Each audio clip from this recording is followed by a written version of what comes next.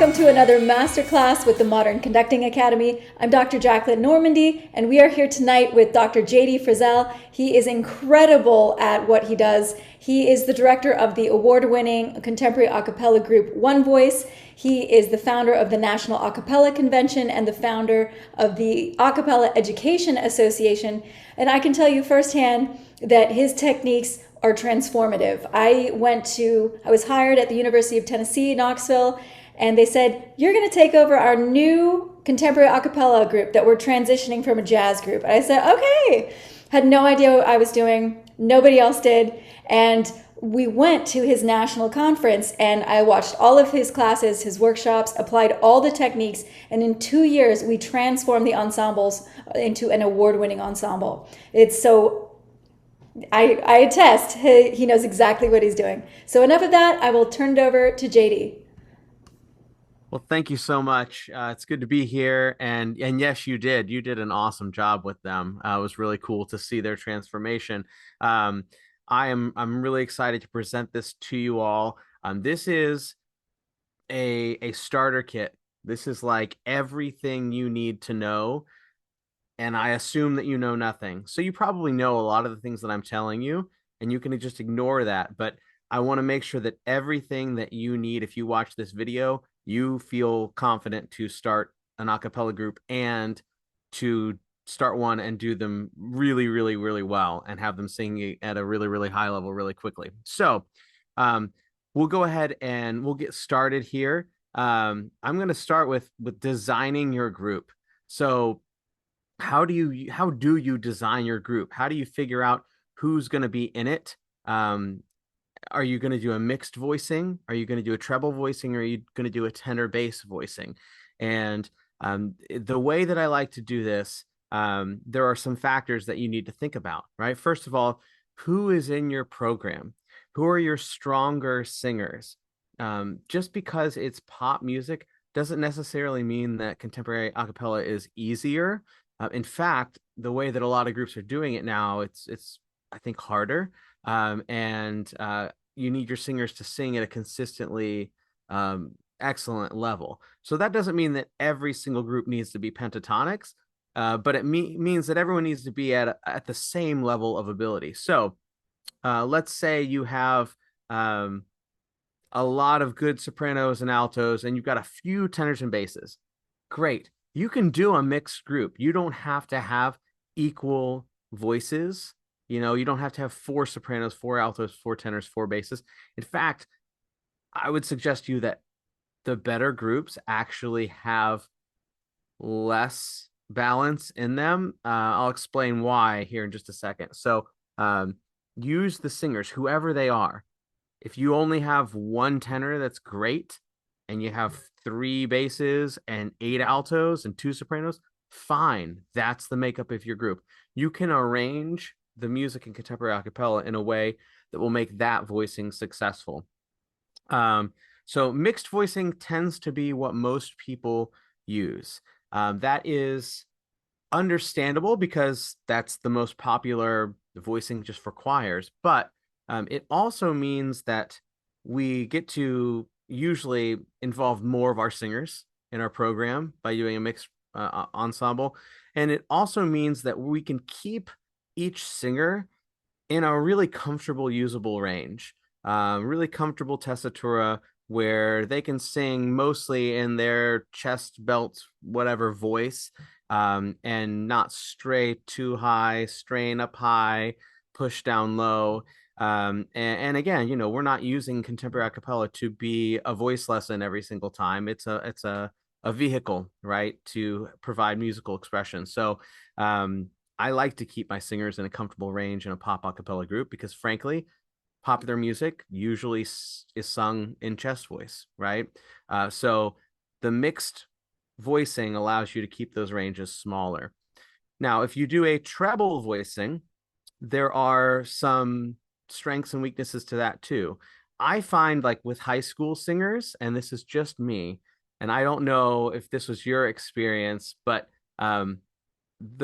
the sopranos and altos just tend to, I don't know, just be a little more mature on as a whole. I seem to have way more of them who are singing at a high level and just acting in a mature manner.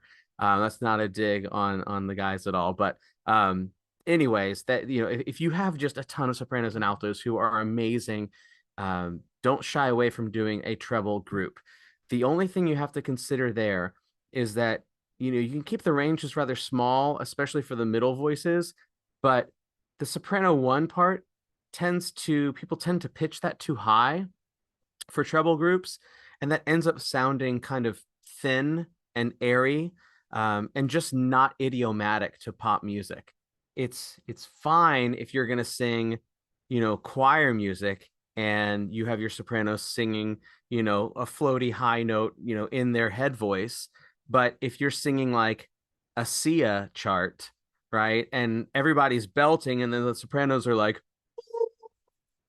it doesn't quite work. It breaks the mood, right? So I hear that a lot with treble ensembles, is that the high voices tend to get really thin and they really tend to stick out. So if you're going to do a treble group, um, don't be afraid to keep the ranges small and keep the sopranos in a range where they can sing with a consistent tone that matches the tone of the lower voices. Now, with the altos, the danger here for a treble voicing is that we have to have somebody singing a bass line because it's pop music. Somebody's got to go doom doom doom doom doom doom doom, right? Somebody's got to do that. Now, you can do things live like using octave pedals and things like that to bring out that line, to make the harmony really stand out. But you have to have altos who are true altos, who are comfortable singing in that low register and for whom it's not painful, right? And so a lot of times I just hear these poor sopranos who just don't have range, and they're the altos, right, in their choir, and they're having to sing really really low and singing that bass part. So you've got to have an alto who can sing a bass part, not as low as like a male bass, but low, F3 to C4 range. And you really only need one. We'll talk more about that later. You really only need one bass voice in any of these ensembles. So that's all you've got to find. It's just one of them. Okay. So treble, those are the special considerations for that. And a tenor bass ensemble, you have similar issues, right? We all know that as tenors get higher in the register, tenors tend to get really bright and they start to spread, and they sometimes get nasally, and often that inhibits the blend or the balance of the ensemble. The tenors get a little too loud. They tend to overpower. I hear this happen a lot in tenor bass a cappella groups. So again, I would encourage you to just be careful with your tenors and make sure that you're putting everything in a range that they can comfortably sing. You can use head voice, mixed voice with tenors, and it can still blend really, really well with the lower voices. Once again, you only need one bass. You only need one bass who can sing down low like that. And in fact, it gets really, really muddy because of the way sound works at lower frequencies. If you have multiple basses singing into microphones, it can sound really, really, really bad. So I would encourage you to just have one bass at any given time, in that. So that's the first thing you have to decide when you're deciding your group. The second thing you have to choose is what kind of style are you going to have and how big are you going to make the group? These are really common questions that I get. So let's answer question number one. How many singers are we going to have in our group? Well, I always say you need as few singers as you can have who can sing at the same relative level, right? Same level of skill, experience, and talent. They're not going to be exactly the same, but you need to decide what the minimum is, and you let no one in who has less skill, less talent, less experience than that. And so if that's 8 people, great, then your maximum group size is 8. If you're doing auditions and you find yourself thinking, well, I've got these 3 seniors and they're really, really nice and they've got good behavior, but they can't sing like the other kids, but I really want to put them in the group. I mean, that's a choice that you're making. That's a non-musical decision, but it's going to have musical ramifications. You're going to have to pay for that later on. So I would either suggest, make another group maybe that has a lower skill level, or consider just holding the line strong. That's the most common mistake I see with group size is there's like a strong core, like 60, 70, 80% of the group. And then there are some outliers who just really struggle to keep up vocally. And in a group as small as a cappella groups are, that can be, that can be a problem that really stands out compared to maybe 30, 40 voices in a traditional choir setting. So that's what I would say about style or about size of groups. You can have small a cappella groups. I've seen high school groups that have 6 or 7 and they sing really, really well. Of course, there's a lot of pressure on each singer the smaller you get. The larger you get, of course, you can have more doubles, triples, 4 people even on a part, and it tends to work, especially if you're going to do the choral style.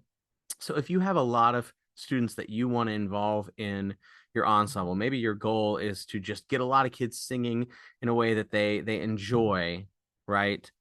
Just pop music, and you want to have some kind of extracurricular offering.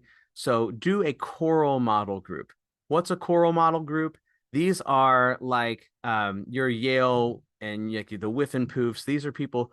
These are groups that have been around forever, and they sing basically like choral music, right, where they're all singing words. There's a lot of homophony, and they are singing in a choral style, but they just happen to be singing pop music.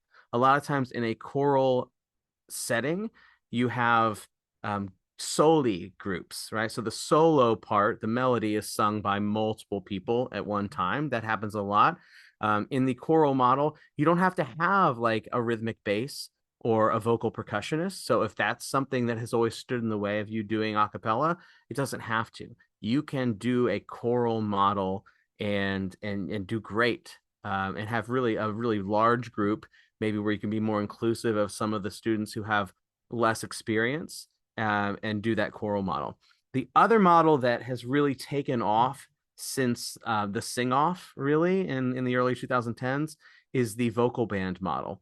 The vocal band model was really brought into popularity by Deke Sharon back in the 90s. And that means that basically you have a vocal percussion person, and then you have a bass person, and they are the rhythm section.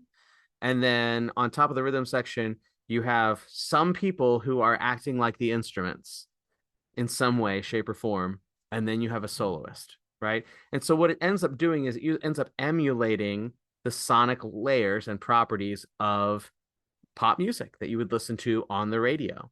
You have pads, you have these textures, rhythm parts like guitars and piano and things like that, and then you have your rhythm section. So the vocal band is usually smaller, somewhere between 5 and 20.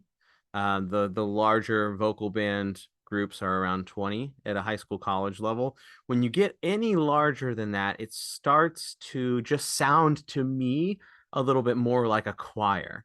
And that's just a choice that you're making. And if you are making that choice, I would suggest you just go ahead and do the choral model. But in a vocal band, people are doing all of the syllables that you think about with pop acapella, the Jens and the Joes and the Jadas and whatever, alongside a solo, a duet, the dum dum dum of the bass, the vocal percussion, that kind of thing. Okay, so size and style.